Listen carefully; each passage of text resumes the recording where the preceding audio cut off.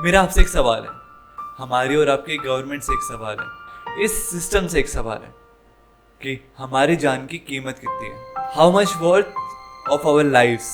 क्या है कोई जो दे सकता है इस सवाल का जवाब?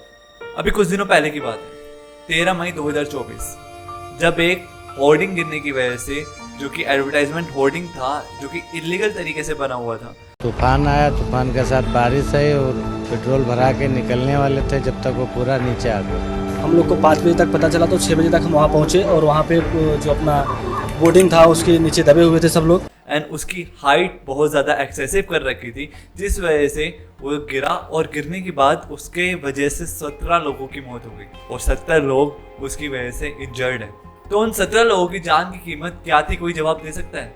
एक्यूज्ड, जो कि भावेश भिंदे नाम से है, वो अभी रिमांड में है, जो कि उस होर्डिंग को मैनेज करता था। बीएमसी से जवाब मांगा तो उसने बोला कि हमने इस होर्डिंग की परमिशन दी ही नहीं थी। तो जब परमिशन ही नहीं थी इस होर्डिंग को लगाने की, तो अब तक जब ये लगा हुआ था तो इस चीज़ का वेट कर रहे थे क्या? इसकी शोभा बढ़ा रहा था ये, इस चीज़ का वेट कर रहे थे कि अब जब तक ये जान नहीं ले लेगा 17 लोगों की, या फिर कुछ लोगों की जान नहीं ले लेता, तब तक हम इस होर्डिंग को हटवाएंगे नहीं, या फिर इसके ऊपर कोई भी कार्रवाई नहीं करेंगे। कौन देगा जवाब और कब मिलेगा इंसाफ? और क्या इंसाफ मिलने से उन 17 लोगों की जान वापसी आ जाएगी? उनकी जो परिवार की खुशियाँ थी वो वापसी आ जाएंगी? वहीं एक बिगेस्ट केस और देखने को मिलता है जो कि पुणे में होता है। 19 मई 2024, अनीश और अश्विनी, जो कि सॉफ्टवेयर इंजीनियर थे पुणे की एक कंपनी में, वो घर लौट रहे थे वापसी अपनी बाइक से। वहीं एक अमीर बाप की औलाद जो कि नशे की हालत में पुणे की सड़कों पे स्पीडिंग करता हुआ जा रहा था अपनी गाड़ी के अंदर, अपने बाप की गाड़ी के अंदर, नहीं गाड़ी नहीं, 5 करोड़ की सुपर कार के अंदर, और नशे और स्पीडिंग की हालत में ना उसने आओ देखा ना ताओ देखा और चढ़ा दी अनीश और अश्विनी के ऊपर। गाड़ी इतनी स्पीड में थी कि अनीश की तो ऑन द स्पॉट डेथ हो गई और अश्विनी की हॉस्पिटल पहुंचते पहुंचते। और इस केस के बाद बहुत सारी चीजें सामने आई। भाई अब अमीर बाप की औलाद है, अब ऐसे थोड़े जाने दे सकते हैं अंदर। महाराष्ट्र के डिप्टी सीएम जो कि Ajit Pawar, MLA Sunil Tingre, state minister Hasan Mushrif, इन सब पे एलिगेशंस है कि इन्होंने पुलिस की इन्वेस्टिगेशन में दखलंदाजी करने की कोशिश करी उस एक्यूज को बचाने के लिए। जब एमएलए साहब से पूछा गया कि आप सुबह 6 बजे कैसे पहुंच गए पुलिस स्टेशन, तो उन्होंने जवाब में पता है क्या बोला?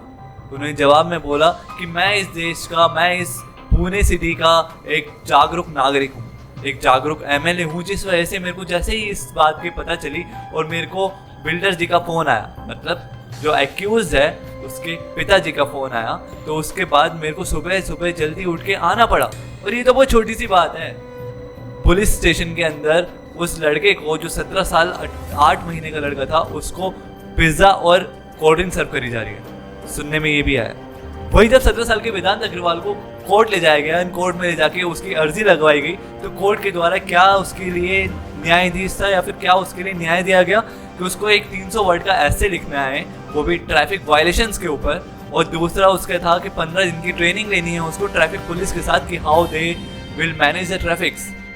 अब 15 घंटों में वेदांत को बेल तो मिल गई, लेकिन केस अभी भी चल रहा है और सोशल मीडिया एंड न्यूज़ के प्रेशर की वजह से वेदांत को एज एन अडल्ट माना गया कोर्ट के अंदर, क्योंकि उसने बिना ड्राइविंग लाइसेंस के अपनी गाड़ी को भगाया, अपनी गाड़ी को बहुत स्पीडिंग में चलाया, अल्कोहल कंजप्शन करा 17 साल की उम्र में, 17 साल 8 महीने की उम्र में, एंड जिसके बाद उसने शराब की हालत में अपनी जो गाड़ी है उसको, उससे 2 मर्डर तक करे, इसलिए उसको एज एन अडल्ट की तरह ही ट्रीट करा जाएगा जुडिशरी में। अब कल एक रिपोर्ट सामने आती है जिसमें 2 डॉक्टर का नाम आता है सामने, जिसमें ये बताया जाता है कि जो वेदांत है उसके जो ब्लड सैंपल्स थे, जो कि अल्कोहल टेस्टिंग के लिए गए हुए थे कि उसके ब्लड में अल्कोहल की कंजप्शन कितनी मात्रा में थी, ये चीज़ देखने के लिए उसके ब्लड सैंपल्स गए हुए थे, लेकिन उस ब्लड सैंपल्स को डस्टबिन में पाया गया उसी हॉस्पिटल के अंदर, और उसकी जगह पे किसी और के ब्लड सैंपल्स यूज करे जा रहे थे जो कि नॉन अल्कोहलिक पर्सन था।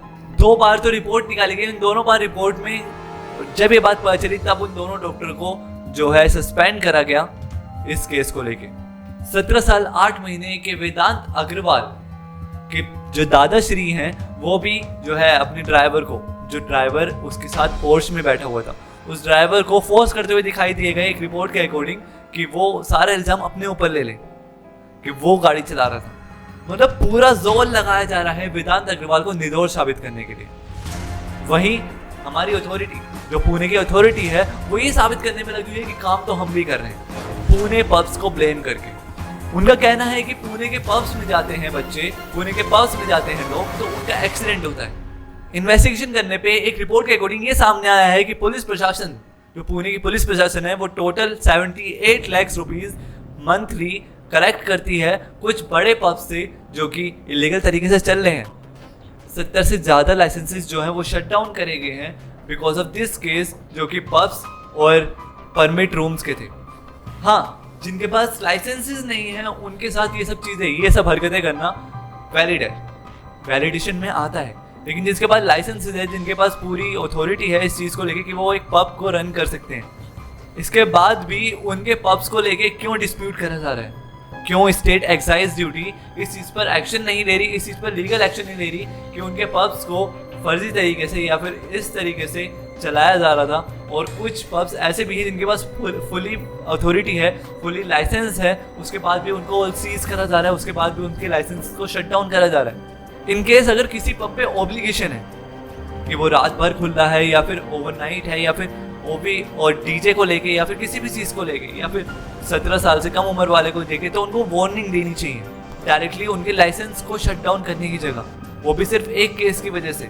ओवर 60,000 पीपल्स हैं जो कि इस पब की इंडस्ट्री से, मतलब पुणे की पब की इंडस्ट्री से, वहाँ से ही रेवेन्यू जनरेट करते हैं, वहाँ से ही अपनी फैमिली का खर्चा चलाते हैं। उन 60,000 लोगों की फैमिलीज का क्या होगा? अनएम्प्लॉयमेंट रेट के मुद्दे पर ही ठीक से विचार तो करने से रहे, उसके अलावा एम्प्लॉयमेंट से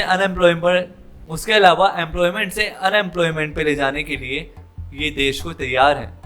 वैसे तो केस की इन्वेस्टिगेशन अभी चालू है, लेकिन क्या कीमत है उन 2 जानों की जो कि इस अमीर बाप की औलाद की सिर्फ स्पीडिंग और बच्चेपन की वजह से गए? और अगर इसको बच्चापन बोलते हैं तो शायद बच्चा होना ठीक है ही नहीं। अब उनके परिवार को संभालने के लिए सिस्टम सामने आएगा, उन 2 जानों को इंसाफ दिलाने के लिए जुडिशरी सिस्टम सामने आएगा, या फिर ये केस यूं ही एक दूसरे पे थोप के आगे बढ़ता चला जाएगा। या तो पब्स को गलत ठहरा दो या फिर उन सुपर कार्स बनाने वाली कंपनी को गलत ठहरा दो। कल को इस बात पे भी एलिगेशंस आ जाएंगे कि रात को हमें बाहर ही नहीं निकलना चाहिए, 8 बजे के बाद घर में ही रहना चाहिए, नहीं तो बाहर जाएंगे रात में तो ऐसे नहीं तो बाहर जाएंगे रात में 8 बजे के बाद तो ऐसे एक्सीडेंट तो होंगे ही रोडों पे। कुछ टाइम बाद एक ऐसा रूल भी बना दिया जाएगा कि 8 बजे के बाद बाहर निकलने पे लोगों के फाइन होया करेगा, क्योंकि नहीं तो ऐसे वेदांत अग्रवाल जैसे बच्चे जो कि ऐसे सुपर कार चलाते हैं, अपने बाप की औलाद होते हैं, और वो आके ऐसे ठोक के ऐसे मार के चले जाया करेंगे आपको, और आप कुछ भी नहीं कर पाएंगे। ऐसे न जाने कितने सारे केसेस पास्ट में हमारे सामने आए हैं जिसमें शक्लें बदल जाती हैं बस, लेकिन पैटर्न वही रहता है। ऐसे बहुत सारे केसेस हैं जिनकी सुनवाई शुरू होते ही खत्म हो जाती है। क्या है उन 2 जान की कीमत? 300 वर्ड का ऐसे और 15 दिन की रिमांड, या फिर उन 17 जनों की कीमत, उन 17 लोगों की जान गई है उसकी कीमत, जो होर्डिंग के नीचे आके दब गए हैं, उनकी कीमत क्या है? सिर्फ उस एक्यूज की कस्टडी को आगे बढ़ा देना। वजह यही है कि हमारी जुडिशरी सिस्टम जो है वो प्रेशर में है, एंड जुडिशरी सिस्टम जो है वो ठीक से जो फैसला है वो नहीं कर पा रहा, जिस वजह से लोगों का विश्वास जो है वो सिस्टम पे से उठ रहा है। एंड अगर ऐसे वेदांत अग्रवाल जैसे एक्यूज को अभी भी सजा नहीं मिलेगी तो कल एक और ऐसा ही वेदांत अग्रवाल पुणे की रोड पे एक और अनीश और अश्विनी को रगड़ते हुए कुचलते हुए देखा जाएगा, और आगे यही सोचकर जो पब्लिक है वो अपने हाथों में कानून को लेते हुए दिखाई देगी, बल्कि पुलिस कस्टडी में देते हुए, क्योंकि उनको ये विश्वास हो जाएगा कि पुलिस कस्टडी में देने का कुछ फायदा नहीं है जब वहाँ से न्याय मिलने की उम्मीद ही नहीं है। एंड सिस्टम को ये बात समझने की ज़रूरत है कि लोगों से ही सिस्टम है, सिस्टम से ये लोग नहीं है। अपना विश्वास बनाए रखने के लिए do the justice in right way.